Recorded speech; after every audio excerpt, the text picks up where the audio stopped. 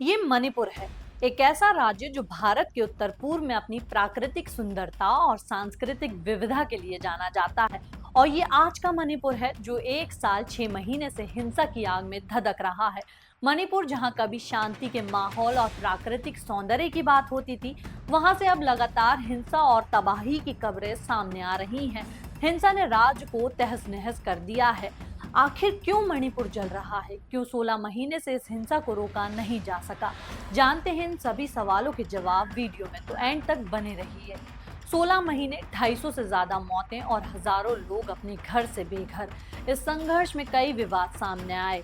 मई 2023 में ये हिंसा तब शुरू हुई जब मैतेई समुदाय ने एसटी अनुसूचित जनजाति का दर्जा मांगा।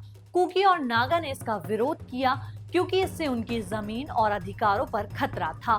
और तब से ही ये विरोध एक खूनी संघर्ष में बदल गया। बता दें कि कुकी और मैतेई के बीच जातीय भेद राजवंश के शासन से चला आ रहा है। मणिपुर दो हिस्सों में बटा हुआ है, घाटी क्षेत्र और पहाड़ी क्षेत्र। घाटी में रहते हैं मैतेई, जबकि पहाड़ी इलाकों में कुकी और नागा जनजाति रहती हैं। साथ ही मणिपुर में मैतेई समुदाय सबसे बड़ा है और ज्यादातर राजनीतिक और सामाजिक पावर रखते हैं।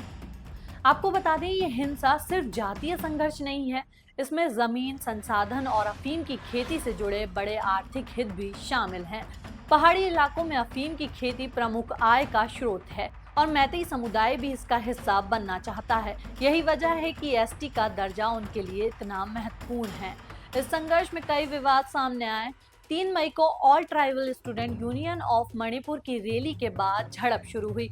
5 मई को 1700 से ज्यादा घर और गाड़ियां जलाई गई। 4 जून को इम्फाल में भीड़ ने एम्बुलेंस पर हमला कर मां बेटे समेत 2 महिलाओं को जिंदा जला दिया। 4 मई को 3 औरतों को दबोचा, गैंगरेप किया। एक की वहीं पर मौत हो गई, बाकी 2 को नंगा कर सड़कों पर घुमाया गया। इंटरनेट बंद होने की वजह से ये वीडियो लगभग 2.5 महीने बाद 19 जुलाई को सामने आया और फिर एक बार हिंसा भड़क गई। अब पिछले कुछ दिनों में ये हिंसा और बढ़ गई है।